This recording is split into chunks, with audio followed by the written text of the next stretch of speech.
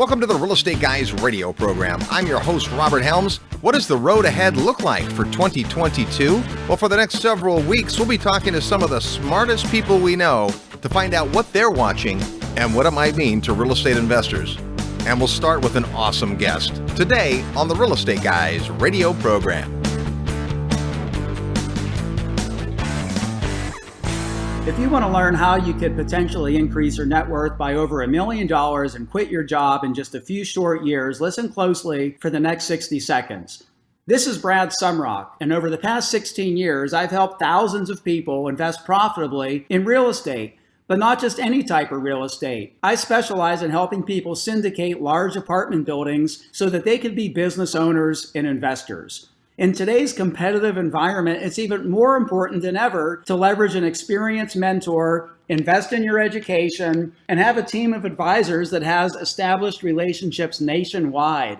And so many people right now seem to be struggling to find deals and then get them funded, but yet Sumrock students are thriving in today's marketplace. We've purchased nearly 7,000 units and nearly $1.5 billion in purchase volume over the past 12 months.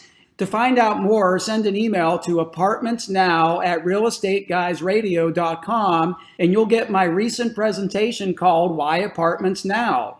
That's apartmentsnow@realestateguysradio.com.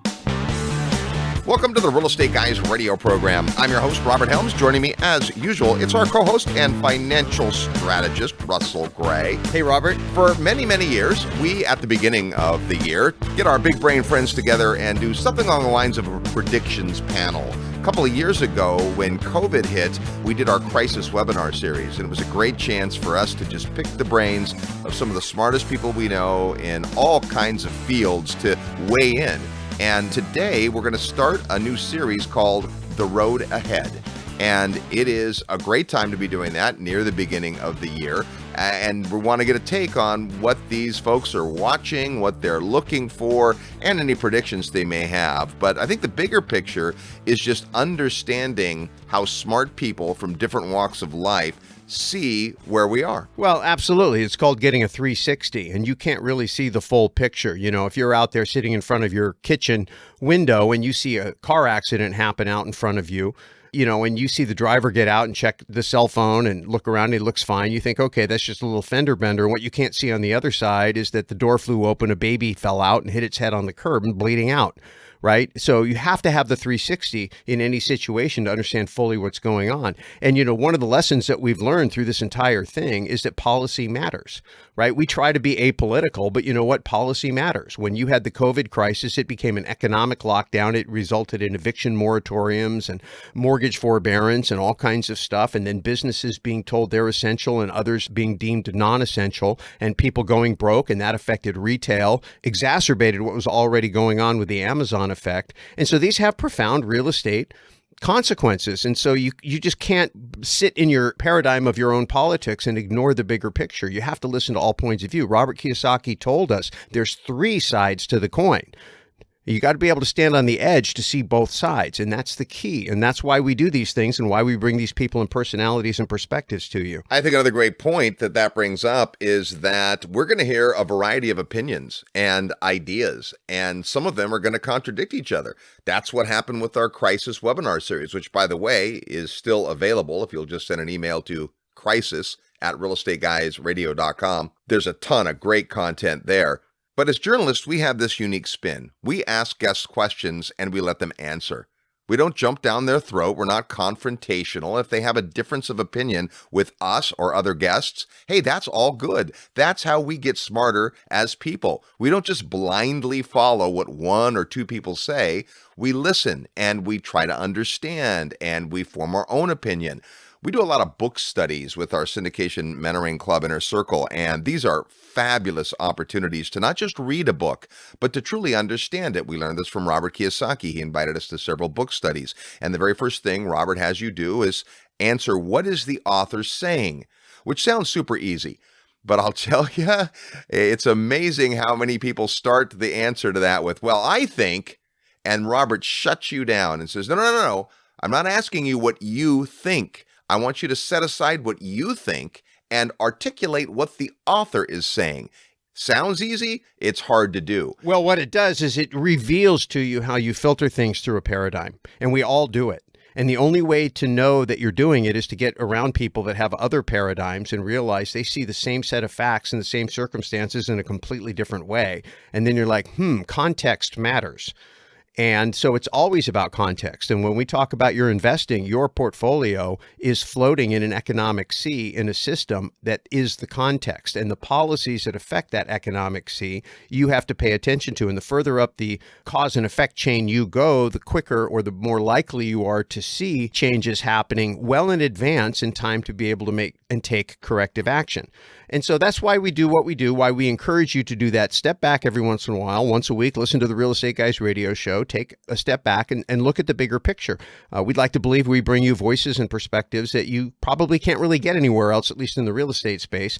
And we take a lot of pride in that. And of course, it's super fun for us because we get to talk to all these brilliant people, and many of whom we've become good friends with on our Investor Summit. So if you love the people that we bring to you, a lot of them show up on that Investor Summit. If that's something that you haven't experienced, maybe it's time that you do that. I think there's still time, Robert, if I'm correct, as we sit here in late January. We're going to be leaving for Belize in mid-June or the beginning of June. It's something that is really, really spectacular. You get more done in terms of your strategic relationship building, in terms of your depth of understanding some of these concepts, and of course, the opportunity to get books signed and get your picture taken with some of these notable people. It's just a tremendous, tremendous time. If you're interested in that, just send an email to summit@realestateguysradio.com. I think we're probably 80% sold out, but there's still room for folks to get them involved. And we'd encourage you to do that if you like being around this type of information. So for the next few weeks, you're going to meet some of our good friends that are going to share their ideas. We thought it would be appropriate if we started with the gentleman who really brought COVID to our attention back in January of 2020.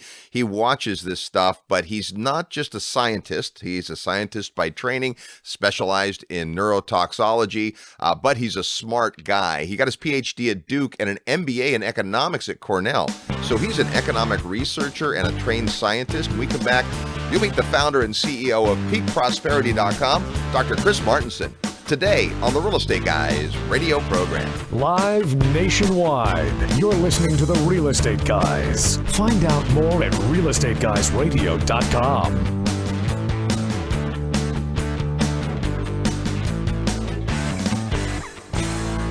If you love real estate and have always wanted to own your own business, listen up.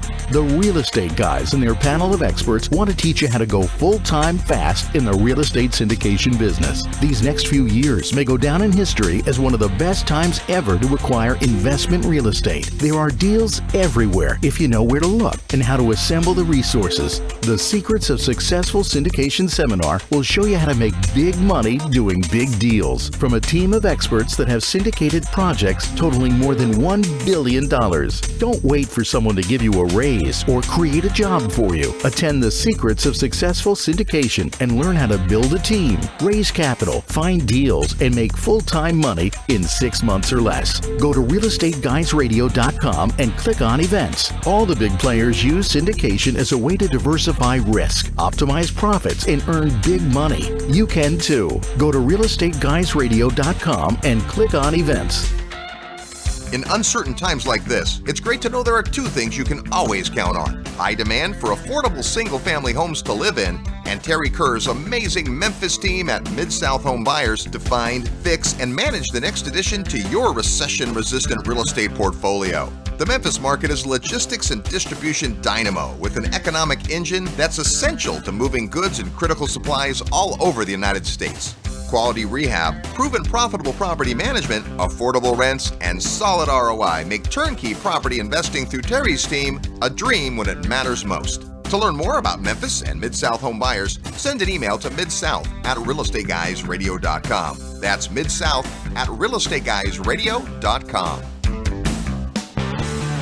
Hi, this is Sheriff Mack, and you're listening to the Real Estate Guys. Welcome back to the Real Estate Guys radio program, now in our 26th year of broadcast. It's a new year, lots to be thinking about, and today's the first show in a series we're calling The Road Ahead. Some of the smartest people we know are paying attention to what's happening. Last week on the show, we talked about what you can do to plan and prepare. And we referenced one of our favorite books, Prosper. And just so happens that today joining us is our great friend and awesome, brilliant man, Dr. Chris Martenson. Hey, Chris. Hey there. Thanks. Good to be here. And thanks for talking about Prosper. Yeah, well, we love the book. And what we really love about Prosper is we reference the 8 forms of capital. Capital isn't just the money you have. There's so many things that you could argue even are more important, but also the fact that it is an optimistic book. These are challenging times and there's a lot going on and we could all choose to complain. And you do a ton of research. In fact, back on the 24th of January of 2020, you reached out to us and said, hey guys, this thing from China looks like it might be something to watch. And it's funny, I was at Dr. Dennis Waitley's house the day before, and he had on our podcast said, hey, I'm just looking at this virus from Wuhan, China, and I'm concerned. And then the very next day you call, and of course the trajectory has now been, you've been paying attention to what's happened and where it's going and all those and really immersed it. So thank you for all of your great work in that response. As we are entering 2022, Chris, what is it that you're looking at on the road ahead? Well, let's start with the COVID. It's over.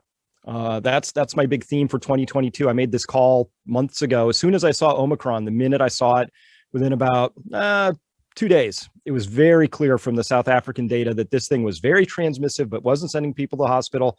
A couple days after that, the South Africans did great work. And we found out that Omicron, when you had it, would give you antibody protection against the prior variant. So anything that's out circulating, Omicron outcompetes it, gives you durable immunity against it. All that's left is the crying and gnashing of teeth from the pharma companies who are going to now, I think, sell a lot fewer of their vaccines as a consequence. So I'm happy about that. The only thing that could change that for me is if somehow a new variant came along, but barring that, it's over. So that leads into my big theme, which is, guess what? We have 2 years of people with pent up memories, experiences, desires, purchases that are going to come roaring out of the gate. And that brings us into, of course, a really inflationary landscape. Well, that's interesting because we've had the inflation that has resulted from all of the stimulus around the lockdown and all of that. And of course, we've seen that in the real estate market, right? Real estate prices are up pretty much everywhere, which doesn't mean values are up, but prices are up. And part of that is just because of all the money printing. But to your point, there's been a lot of pent-up demand. I remember when the pandemic started and it was very difficult to get exercise equipment. If you wanted a elliptical machine because you'd been going to the gym and now you couldn't, well, good luck trying to find one. Now we see thousands of examples of the supply chain. I know you've talked quite a bit about this as well, but that's been part of the pent up side of it too. So you have great demand, right? In retail, real estate, we've seen an increase in people wanting to go out and shop. Office has been hit because of the fact that people have now figured out they can do a lot of work from home.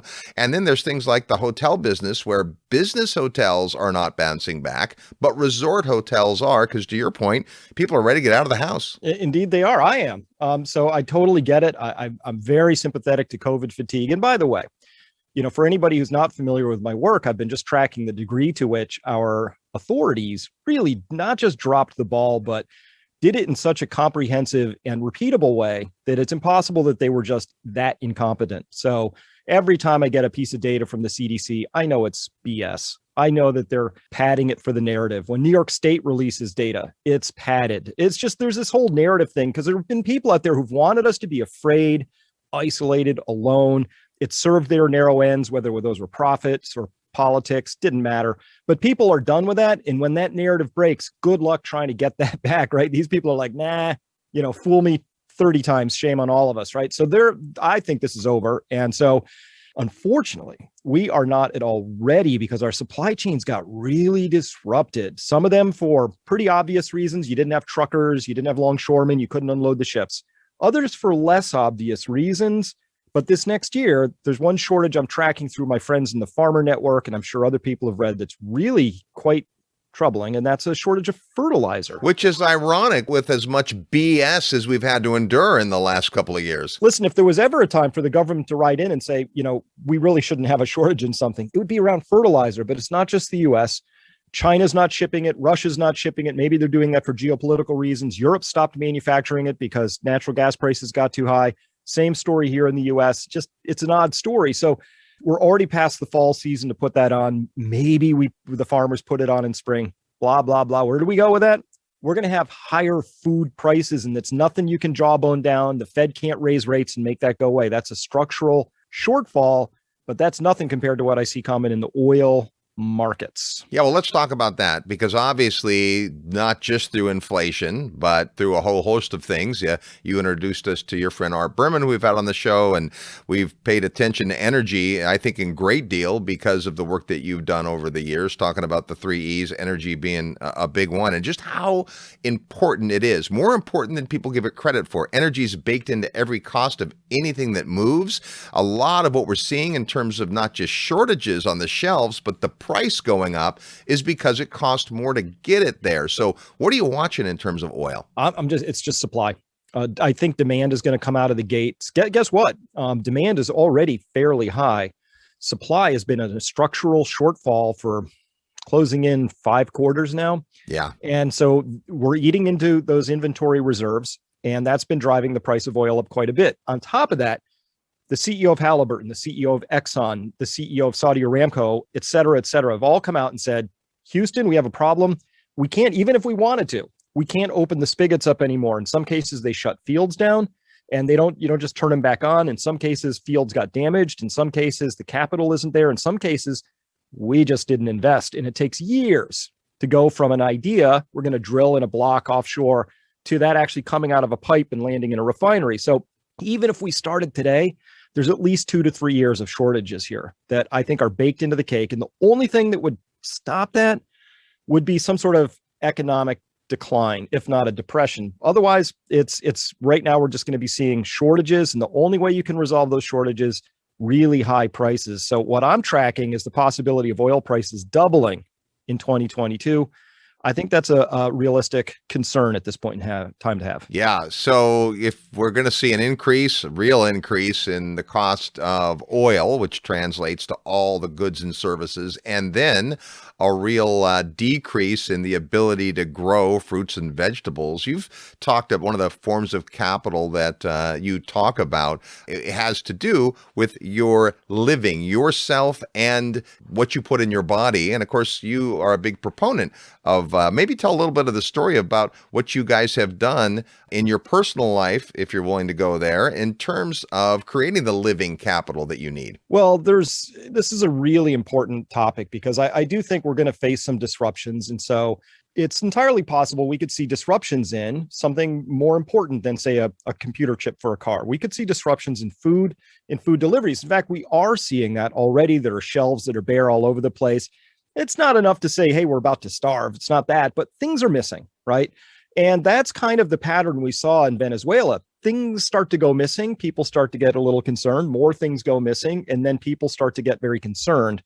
And then sometimes you have these runs on products, like when we had our great toilet paper shortage of 2020, or even, alcohol shortages. These things happen. And what I'm here to say is I can see that our system is broken. You talk with my farmer friends, and they are saying that there's these mysterious sets of laws, rules, regulations, missteps that when you add them up are all really making it harder and harder to get their product out of the ground into the market. So we don't know why that's happening. Is it just ineptitude? Who knows? So I'm talking to you here from Western Mass. And if we stepped outside, you'd see my 3 cows over there, and we've got about 30 chickens, and I have a nice garden, and I'm happy to be able to do that. I happen to love growing things. I happen to feel like I'm a lot healthier eating the things that come out of my own land and productive soil. But I do think people should start thinking about how they can attend to their own basic needs as much as possible. And whether that means they're growing it themselves or they form an alliance with somebody else who is doing that, right? Those are all perfectly valid things, but it's kind of time to get basic here and become resilient. I got to tell you, my favorite topic, the Federal Reserve, I don't think they're going to be able to taper. I don't think they can do it. I think they're going to have to keep printing. I think that's going to create more inflation. Here's the thing people don't understand often about inflation. At first, it's rising prices. Later, it's shortages of goods for exactly what we saw in the fertilizer market. The price of their feedstock went up to a point where they couldn't figure out how they could use natural gas to make ammonia fertilizer and sell that fertilizer for a profit. So they shut the operations down. That happens. That's what if inflation ticks up a little bit higher from here, we're going to start seeing those inflation-driven shortages.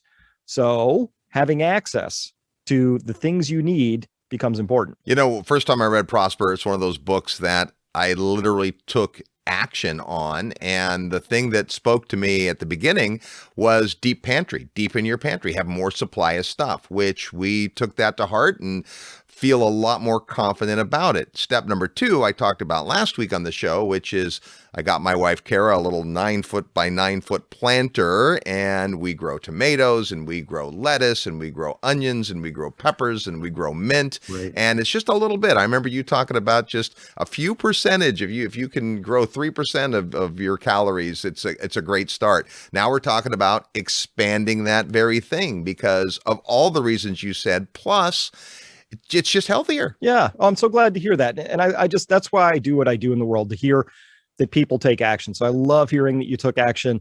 Information without action. Well, this is your guys' mantra too, right? Information without action is, well, it's just useless.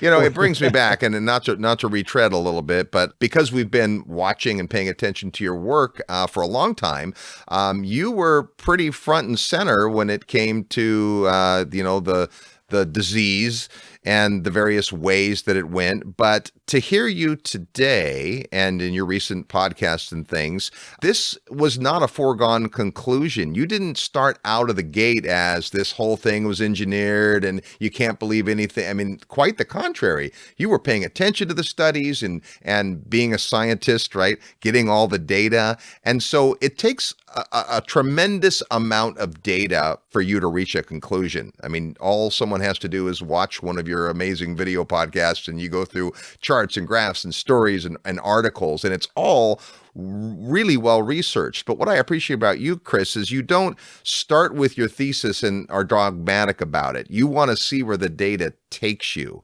And so we have seen some changes in some of the conclusions, and we see that not only through your work, but the guests that you have and those kinds of things. What are some of the surprising things in this journey that you've discovered? Oh, that's a great question.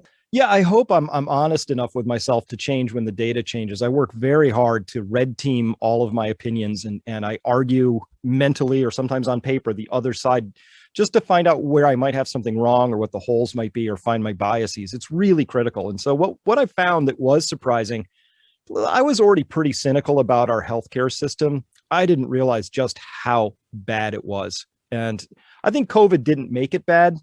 It revealed how bad it was. Right. And I now know, like, this is a legit thing. I can't advise anybody else, but for myself, it's this bad.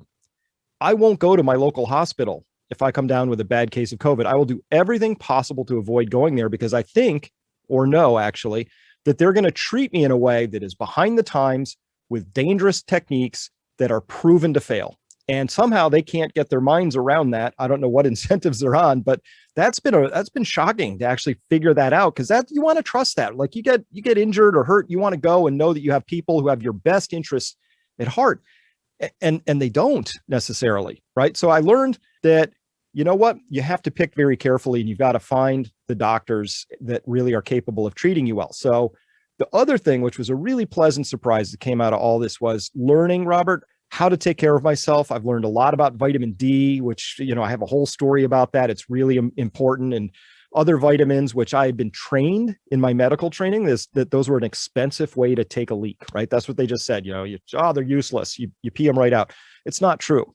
And then the final thing that really the pleasant surprise side is I found out who the intellectual giants and moral courageous people were, right? I found out who the intellectual frauds and moral cowards were, but the giants out there, people like Pierre Corey and Brett Weinstein and all the FLCCC doctors and Robert Malone and all these people put their lives and reputations, and in many cases their jobs, on the line. Not just on the line, they knew they were going to get axed, and they had to bring the truth out anyway. So to have found them through this process was amazing. To find out who's not on the amazing list was also important. And I counsel people, Robert, on this all the time. They say, hey, I went to my doctor. They wouldn't give me this or that. And I said, get a different doctor then and never use them again, because they've just proven to you that they're no good at what they do. And so I guess that's sort of the surprising part that's been fun, is meeting these great people. Yeah, and we're appreciative that many of those people show up at your events, and you've got a great one coming up we'll talk about before we're done, as well as, on your podcast and at peakprosperity.com. Our guest today is Dr. Chris Martenson. We'll continue the conversation when we come back. Plus, we'll give you a chance to win his book, Prosper, next. You're tuned to the Real Estate Guys radio program. I'm your host, Robert Helms. Real estate investment advice right in your mailbox. Sign up for the free Real Estate Guys newsletter at realestateguysradio.com. Registration is now open for the Real Estate Guys 20th Annual Investors Summit. Imagine spending an entire week with like-minded investors, world-class educators, and real-world professionals. Returning in 2022, the editor of the Gold newsletter, Brian London, international real estate developer Beth Clifford, the author of The Creature from Jekyll Island, G. Edward Griffin, Jim Rohn's 18-year business partner, Kyle Wilson, and the rebel capitalist, George Gammon. And joining us live and in person for his 10th Investors Summit, best-selling author and the Rich Dad advisor for real estate, Ken McElroy. Plus, lots more to be announced. It all begins June 10th, 2022 in beautiful Belize. Visit realestateguysradio.com and click the tab that says Summit to reserve your spot. Go to realestateguysradio.com, click Summit, and make plans to spend a week with the Real Estate Guys, George Gammon, Ken McElroy, and an all-star faculty on the 20th Annual Investor Summit on Sand. Hi there, this is Danielle DiMartino Booth, author of Fed Up, an insider's take on why the Federal Reserve is bad for America, and you're listening to The Real Estate Guys. Welcome back to the Real Estate Guys radio program. Thanks for tuning into the show. Hey, if you want to have fun exploring an amazing real estate market, come on out to the Belize Discovery Trip. Takes place the first weekend of April. You and I will hang out in beautiful Belize. We'll talk real estate and have an awesome time. And you just might find your next real estate market. It's the road ahead, a look at what's happening in the world and the lens through which some of the smartest people we know are looking. We'll get back to our discussion with Dr. Chris Martenson in just a moment. But first, it's time to play real estate trivia. That's your chance to win a prize, and it's an awesome one. We keep talking about this book, Prosper. You can win an autographed copy of Prosper if you know today's real estate trivia question. Just a minute, I'll give you the question, and as soon as you think you know the answer, send your best guess to trivia@realestateguysradio.com. Trivia@realestateguysradio.com. Give us your name, the answer to the question, and your physical mailing address so we can send you an autographed copy of Prosper. Last week on the program, we were talking about practical prepping for a prosperous future, and we asked this: name the most expensive zip code in the U.S. Well, for the 5th straight year, Atherton, California's 94027 has kept the title of the most expensive zip code in the U.S., and last year the median sales price was $7.47 million, making it far and away the priciest place to live in the country last year, according to data from Property Shark. Here's our real estate trivia question for this week. As Chris mentioned, he lives in a beautiful part of Massachusetts. Well, it just so happens the first post office in America was opened in Boston, Massachusetts. What year was that? How long ago did the first post office in America open? It opened in Boston. When did it happen? If you think you know, or you just want to guess, give us your best guess via email, trivia@realestateguysradio.com. First person with the right answer gets Prosper by Chris Martenson and Adam Taggart, autographed. That's today's real estate trivia question. We're talking with Dr. Chris Martenson in our series on the road ahead, kicking it off, in fact, with this week's show because, Chris, you were there right at the beginning of the pandemic and really shepherded a lot of folks through it. And I often think of you because when people talk about science, and let's face it, that's been in the news a lot for the last year and a half, but you're probably the closest actual scientist that I know personally, and you do such a great job. But when I grew up and when you grew up, science wasn't an opinion. Science was science. And if the facts changed and the research happened, then we got new information. But today it seems that science is more of an opinion. It's very politicized, and that's disappointing. I am in many ways, if people hear sort of the ire, the frustration, and the at times infuriation in my voice, it's because I'm infuriated that my beloved science has been bastardized so heavily by people who pretend or they act like, oh, I am the science, says Fauci, right? Like, no, you're really not. You're anything but.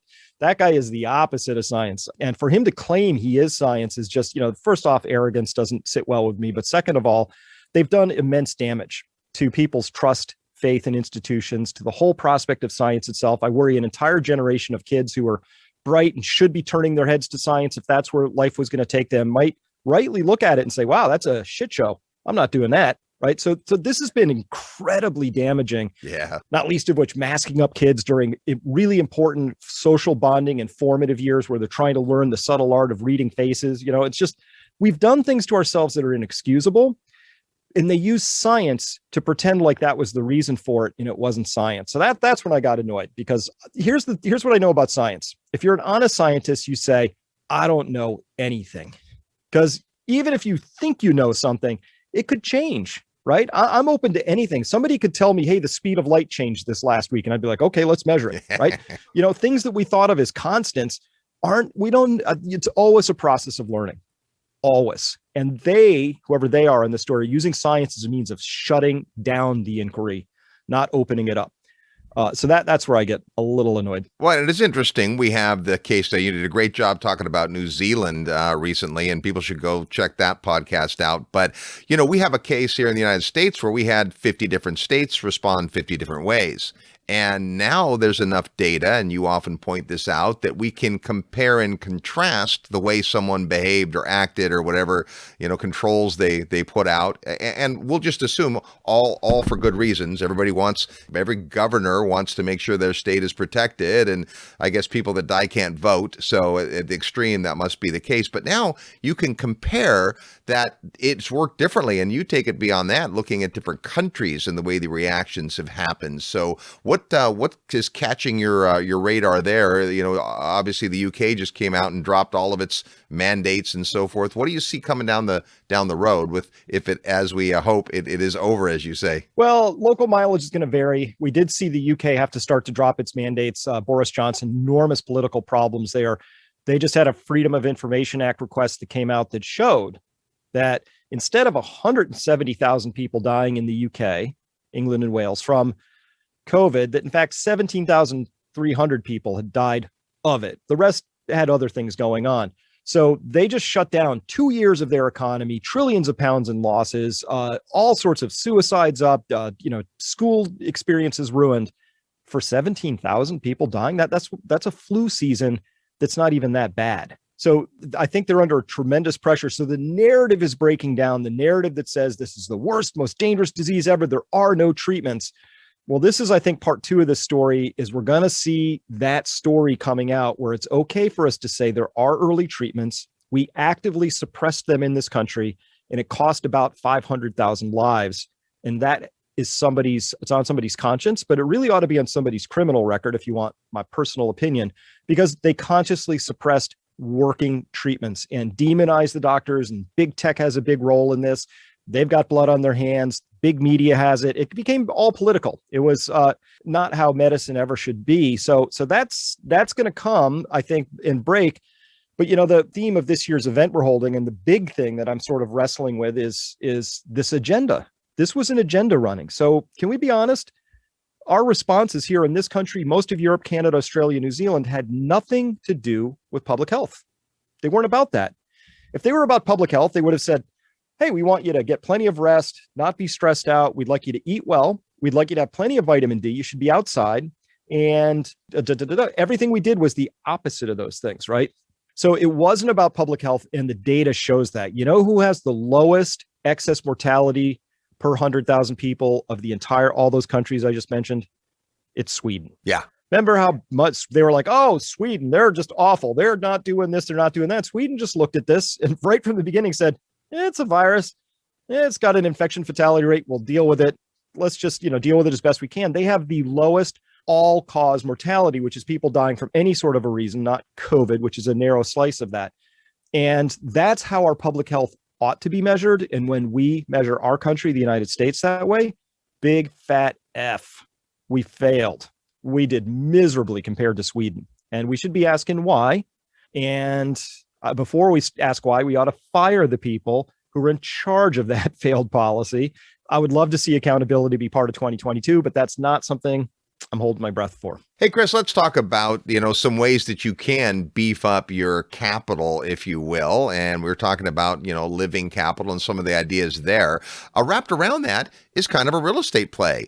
I mean, let's face it, one of the oldest uses we have for property, for land, is agriculture. You're growing stuff, you've got animals and so on, and you kind of wrapped a real estate play around that as well. And I think there is opportunity, right? We're always going to see the challenges, but the opposite side of the coin is where's the opportunity. And I think there might be some real estate options there. This is the decade of real assets. I've been singing the hard asset song for a while, but this is it. So to rewind just a tiny bit, September 2019, we saw the repo market blowing up, and I was really hair on fire. I was sending stuff out to my followers saying, hey, there's some plumbing up. The plumbing of the financial system is breaking again. And the only thing that could have resurrected that and rescued it would have been massive walls of printing. So very coincidentally, and in good news for the Federal Reserve and other central banks, they had an excuse to print not just a little, but a lot. But again, this is them trying to solve a solvency crisis with liquidity. So the liquidity papered it over, made it worse, more zombie companies, more junk debt rated companies, companies like WeWork that should have gone belly up, somehow still, stumbling along. That all remains to be exposed. I don't think the Federal Reserve has the stomach for that. There's no Paul Volckers anywhere in their DNA or memory at this point. So my prediction, even though I'm a little bit hedged for that deflationary bust, I've got cash just in case. I truly think the Federal Reserve is just going to print and print more after that. And so I think people need to be prepared for that. And the only way I know for sure, unless you want to speculate, but the stock market becomes a speculation on those behaviors, real assets are the way to go. So real productive real estate is very high on my list. When I said I've got cows over there, the other direction, I have a few hundred acres of growing trees over there. Those are like bonds. They put on about 6% of biomass a year. So I've got coupons that I'm not clipping growing over there because I do think that that's an important asset. So hard assets for people. Boy, I'm really excited by, all the ones: gold, silver, metals, oil, land, productive real estate. Absolutely. That's where top of all of my lists right now. Now, you mentioned the Federal Reserve a couple times in the news this week, of course, is the whole coming public on the Fed coin or the central bank digital currency. Any thoughts on that? Yeah. I mean, we've all been expecting this for a while. And so this is part of, I mentioned something else called the agenda, right? And so the agenda to me is the Great Reset from the Davos crowd. So very powerful, stateless actors, Klaus Schwab, sort of their figurehead, but there's several thousand of these very powerful people arrayed in this organization. And they're very interested in seeing that they can command and control outcomes. And so I disagree with their approach entirely because I have faith in humans. They don't. They believe that you need to be told what to do, when to do, and how to do it. And they would love to be able to turn a knob and tell you, Robert, how far you can travel. And here's your universal basic income. So you should only be able to do this much. And if you're a bad boy, we should be able to turn your switch off and stop you from participating in society, social credit. This is what they're after. It's very authoritarian. It smells a little bit like China. And I believe they've learned from China about how to go about this stuff. The Fed coin fits into that tapestry to me. It's a digital currency. Sounds great. It's very convenient. We'll all get wrapped up in the convenience of it. You just sort of wave your phone at something and it's paid. But the truth is, everything is tracked. Everything. That's just part of the overall system of when you know you're being monitored and tracked, you behave differently. This is why I'm such a free speech advocate. I find myself limiting what I say when I'm on YouTube because I know there are censors there. And I hate that process of self-limiting. I hate it because I truly believe that free people, independently minded people who are able to take risks and share in both the upside and the downside of that risk, that there's an even playing field, that we have a legal system that is broadly protective of our rights, our property rights, our intellectual rights. Those are the things that give us prosperity. The Fed coin stands on the opposite end of that to me. It represents command, control, and putting a chilling sort of an atmosphere on people freely conducting business with each other because you're being watched and monitored. I mean, everybody knows, if watch what happens, just sit down at a dinner table, you're all having fun, take your phone out and say, I'm hitting record. And everybody stiffens up, and they're not going to be themselves anymore. That's what I worry about in this story, is the effects of that. Yeah, absolutely. And, we see that all the time. It's this continuing, forever we have been willing as a species to trade privacy for convenience. And everyone knows that their devices in their home are tracking them and listening and all that stuff, and artificial intelligence. The other side, though, which let's see where you sit on this and what your thoughts are. But the cryptocurrencies that originally came out were the opposite of a centralized currency, like through a central bank. They were distributed. There is no one owner in many cases. And so what are your thoughts on cryptocurrency? It's been down in the last days and weeks, but any thoughts there? Yeah, I do think there's a lot of promise in the technology, and I am very hopeful. I do think that our future rests on using cryptocurrencies well. The crypto, we're probably going to have to drop that because there is nothing crypto about them. They're highly tracked. Right. And some of them are built to provide a level of anonymity. That's fine. But to be completely clear, anything that happens digitally is very, very trackable and traceable. What they offer, though, is this incredible ability to attach the unit of currency to the actual thing that has the value. So imagine this. A barrel of oil comes out of the ground and it has a digital currency attached to that barrel of oil that follows it through its life. And if you want to have access to that barrel of oil, you're going to have to participate in this currency. And when that oil is consumed, the currency goes away again. So now you have a direct one-to-one relationship between the thing that you want to incentivize and track and have do what it's supposed to do and the currency itself. That's brilliant. I believe completely in every money system enforcing some behaviors, punishing others. Our debt-based money system has run its course. It was a great idea in 1913. People were still getting shot at with bows and arrows by Indians, and there were continents that we hadn't really fully explored. That's not the world we live in. We can't have a debt-based money system that has to grow infinitely anymore. So I know we have to transition to another set. I love the idea of the distributed, let the money be not in a central control, but in the hands of the people. Because let's be honest, money is a medium of exchange. It's an abstraction. It's a concept. It shouldn't be held by a small cabal of unelected people to sort of decide what they're going to do with it, right? And front run their own decisions like the Fed governors just did. It's just gross. But this is what we've learned also from COVID. Everything I knew by March 2020, I knew how to treat this thing. By April, it was pretty well settled. By June, it was over. We knew how to treat COVID. CDC still hasn't caught up to it. Where did we find that information? We found it at the edges where bright people who weren't all institutionally stuck figured it out. Same thing for our money system. I think the old days of centralized everything needs to go away. That's the future as far as I can tell. So if there's a broad theme, decentralized energy production, decentralized money, decentralized intelligence, right? So that's where I go now. If I want to figure something out, I go to the edge really quick. Like if there's a giant something that happens in the world, I go check out Twitter, TikTok, random threads, Reddit. That's where I'm going to find out first what's really happening. All right. Great stuff. Hey, before we let you out of here, coming up, it's your annual event, the seminar. We've been to it live and then last year virtually. Tell us about it. It's right around the corner. You've got some pretty amazing guests. Thanks. Yeah, it's January 29th and 30th here this year of 2022. It's virtual this year, so it'll all be recorded. So people, if they are watching this after the fact and want to find those recordings, they'll be able to do that too. We're going to have a great time this year because here's the thing.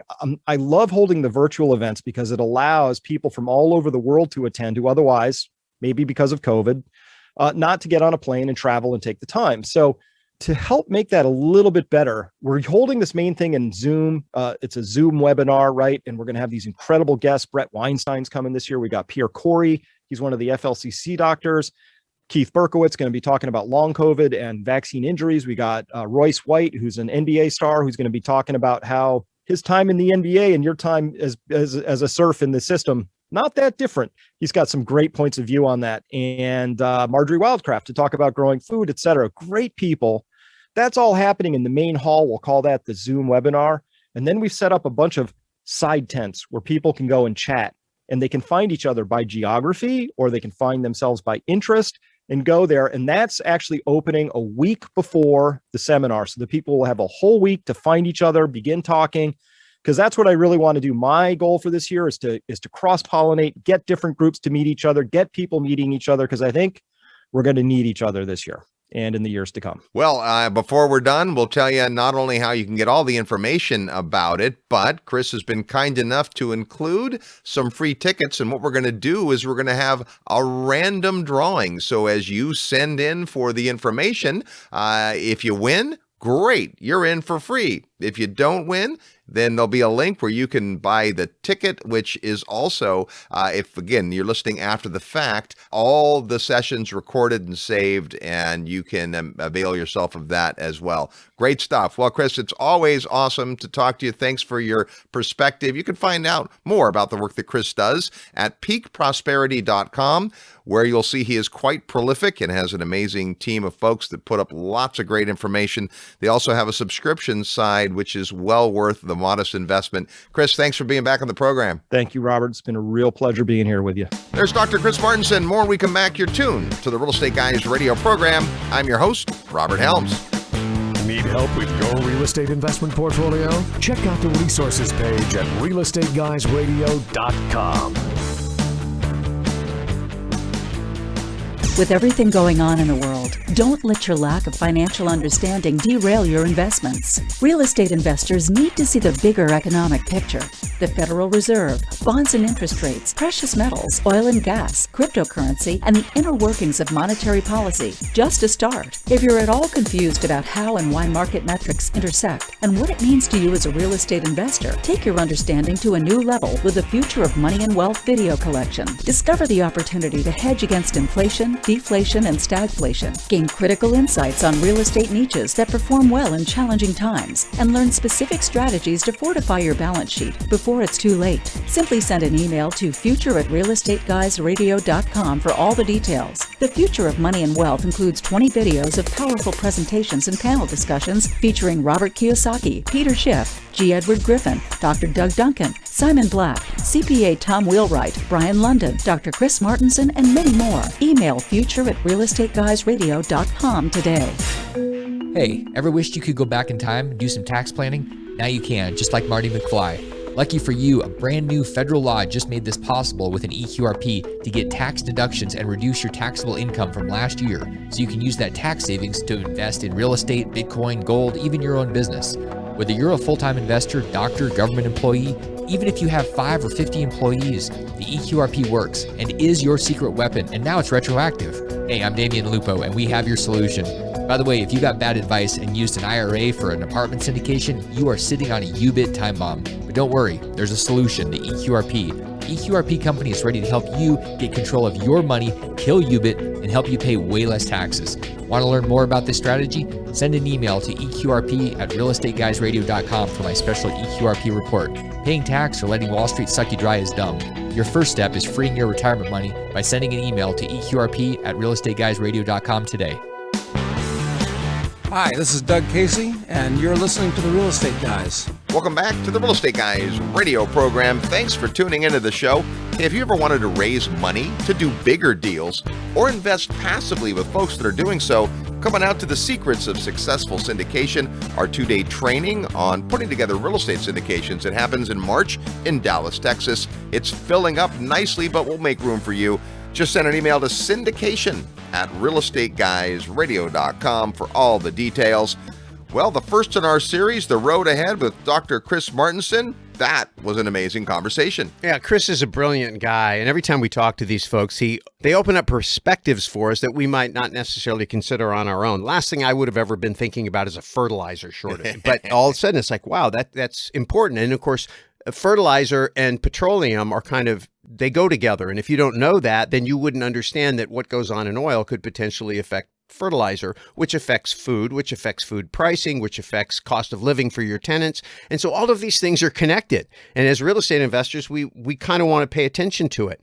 So, I thought that was a really interesting point. He talked about rising costs of oil, rising costs of food. And so those are two things that we're seeing already, and we really need to be paying attention to. At the same time, we're watching real estate start to cool down a little bit. Now, it could be partly because of rising interest rates, which I think is a natural natural reaction, but it could also be part of just the fact that people's incomes, even though they may be going up because of inflation, in terms of real wages, it's not, because inflation is also driving up their cost of living. And in some cases, it may be driving up their cost of living faster. So I'm not saying that real estate won't continue to go up. I believe it will, and wages will continue to go up. But you just have to understand there's a balance between those, and you've got to look for the right ratios and the right trends. And if you get that wrong, then you could end up, catching a falling knife. It was on NTD Business News this week. They wanted to know about the effect of increased interest rates and what that would do to housing. And as you could probably surmise, the overall answer to that is, if the rates go up,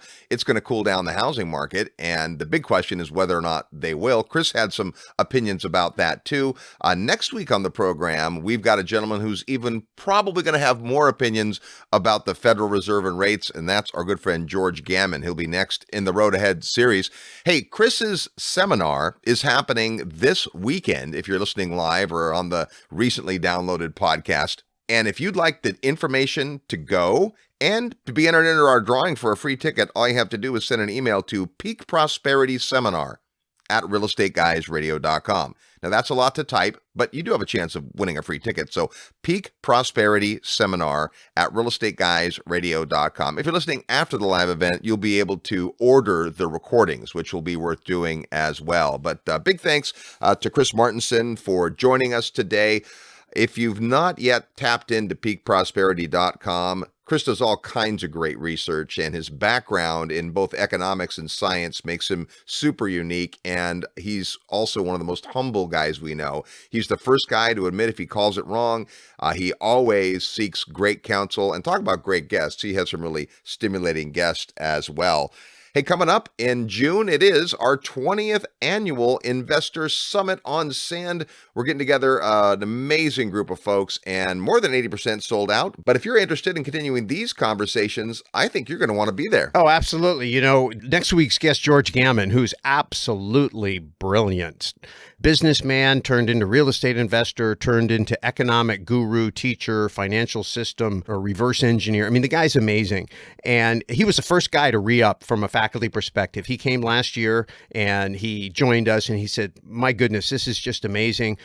We invited him to come back and he said, I'm in. In fact, he rearranged his own event in order to be able to fit his time into coming to this event. So if you're not following George Gammon, you probably should be, georgegammon.com. So check out George and tune in next week because we'll have him. But George will be there. It's always a stimulating conversation. We have some of our what we call our usual cast of characters, and these are all very experienced real estate investors that have been getting together and looking at this 360-degree view of what's going on in the world. We've got some really, really interesting people that we've invited that we feel really good about that are going to be coming. So we always surprise, right? Every year we always have one or two people nobody knew was coming, and we're 80% sold out. For 19 years, we have always delivered. And I got to believe this year, our 20th anniversary, we're going to pull out all the stops. It's going to be epic. It's going to be over the top. If this kind of content is something you enjoy and you really want to understand what's going on in this rapidly changing world, the summit at Sand now, we do it not on a cruise ship, but at a beautiful beach club resort in Belize, then this is the place to be. Send an email to summit@realestateguysradio.com. You get all the details. No one knows exactly what the road ahead is going to look like, but we're going to ask our good friends what they think. And big thanks to Chris Martenson for today. Next week, George Gammon. In the future weeks, we got lots of other guests planned. Until then, go out and make some equity happen. This episode of the Real Estate Guys radio show is brought to you by Paradigm Life. Powerful cash management strategies using life insurance. Learn more at beyourbank.com. Mid-South Home Buyers. Low-cost, turnkey cash flow properties in Memphis, Tennessee. Corporate Direct. Asset protection strategies for real estate investors. From attorney and rich dad advisor Garrett Sutton. Find these and other great companies under the Resources tab at realestateguysradio.com. To learn how you can expose your product or service to the Real Estate Guys audience, call 888-489-7723 extension 4. That's 888-489-7723 extension 4. Or use the feedback page at realestateguysradio.com. Thanks for listening, and we'll see you next week right here on the Real Estate Guys Radio Show.